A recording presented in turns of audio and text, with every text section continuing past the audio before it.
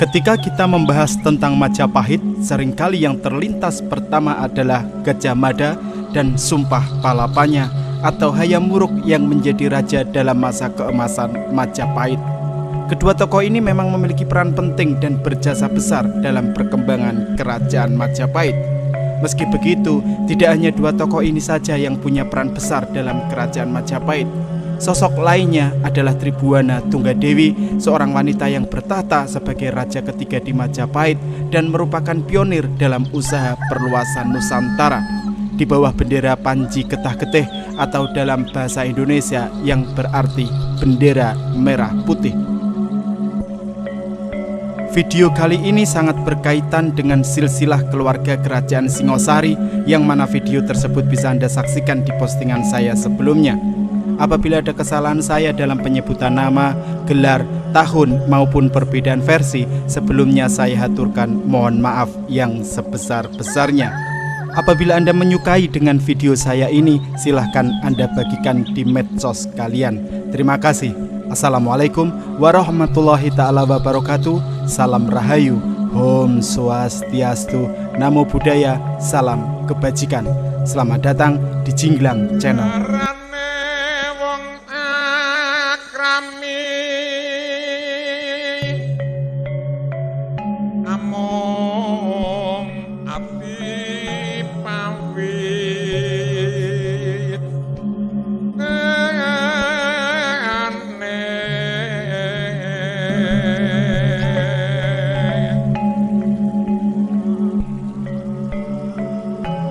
Nama asli dari Tribuana Tunggadewi adalah Dyah Gitarja.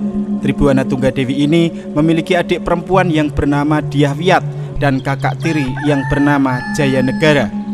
Jayanegara adalah raja kedua Majapahit yang menggantikan ayahnya, yaitu Raden Wijaya. Ibu dari Jayanegara adalah Dara Petak yang merupakan wanita keturunan dari Sumatera, yang mana makam atau petilasan dari Dara Petak ini diyakini berada satu komplek dari petilasan Raden Wijaya di Siti Inggil, Bejijong, Trowulan, Mojokerto. Raden Wijaya merupakan putra dari Dyah Lembutal, yang mana masih keturunan dari Ken Dedes dan Ken Arok dari kerajaan Singosari. Sementara Gayatri adalah anak dari raja terakhir Singosari, yaitu Kertanegara. Sementara Kertanegara adalah keturunan dari Ken Dedes, Aku Tunggul Ametung, serta Ken Arok. Dari perkawinan dengan Raden Wijaya, Gayatri, lahirlah Dyah Gitarja atau yang kita sebut sebagai Tribuana Tunggadewi. Dengan demikian, kerajaan Majapahit itu sejatinya adalah keturunan dari kerajaan Tumapel atau kerajaan Singosari. Raja pertama sekaligus yang mendirikan kerajaan Majapahit adalah Raden Wijaya, yang kemudian disusul oleh anaknya yang bernama Jayanegara sebagai raja kedua Majapahit.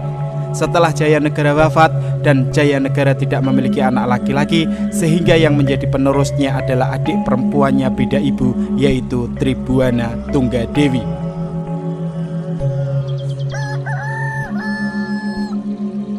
Cakradara adalah penguasa Singosari dengan gelar Bri Tumapel. Dari perkawinannya dengan Cakradara, Tribuana Tunggadewi mendapatkan dua anak, yaitu Dyah Hayam Wuruk dan Dyah Nertaja. Hayam Wuruk kemudian diangkat menjadi Yuwaraja dengan gelar Bri Kauripan atau Bri Jiwana, sedangkan Dyah Nertaja diangkat sebagai Bri Pajang. Atas saran dari Gajah Mada, akhirnya Ratu Gayatri menunjuk kedua putrinya untuk memimpin Majapahit. Menurut Negara Kertagama Pupuh 49, Tribuana Tunggadewi naik tahta atas perintah ibunya, yaitu Gayatri, pada tahun 1329, menggantikan Jayanegara yang tidak punya keturunan pada tahun 1328, yaitu 1 tahun setelah meninggalnya Prabu Jayanegara. Negara Kertagama seolah memberitakan kalau tahta Jayanegara diwarisi Gayatri karena ibu tirinya itu adalah Putri Kertanegara. Mengingat Gayatri adalah putri bungsu, kemungkinan saat itu istri-istri dari Raden Wijaya yang lain sudah meninggal semua. Ketika Gayatri telah menjadi pendeta, maka pemerintahan Majapahit pun diwakili oleh Tribuana Tunggadewi.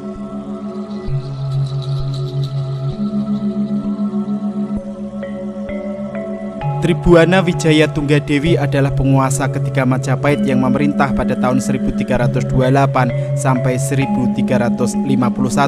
Dari prasasti Singosari dan Piagam Barumbung diketahui gelar abhisekanya ialah Sri Tribuana Tunggadewi Maharajasa Jaya Wisnuwardhani.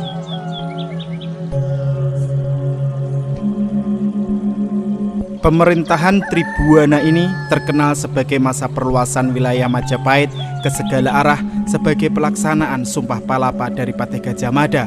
Tahun 1343, Majapahit mengalahkan Raja Kerajaan Bedahulu Bali. Tahun 1347, Aditya Warman yang masih keturunan Melayu dikirim untuk menaklukkan sisa-sisa Kerajaan Sriwijaya dan Kerajaan Melayu. Aditya Warman kemudian menjadi Uparaja atau Raja Bawahan Majapahit di wilayah Sumatera. Perluasan Majapahit dilanjutkan pada masa pemerintahan Hayam Wuruk, di mana wilayahnya hingga mencapai Lamuri di ujung barat sampai Wanin di ujung timur.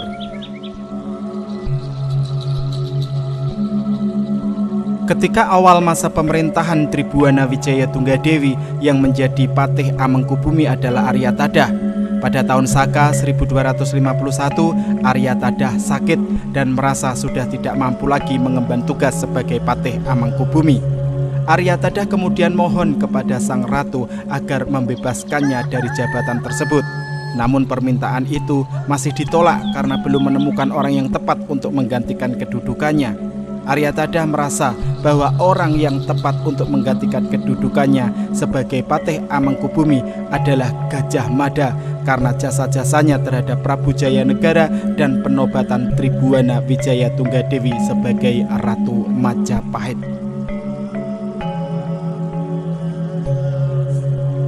Arya Tadah kemudian mendekati Gajah Mada untuk maksud tersebut, namun Gajah Mada masih enggan menerima tawaran itu. Setelah didesak terus, akhirnya Gajah Mada menerima tawaran tersebut sepulang dari menumpas pemberontakan di Sadeng.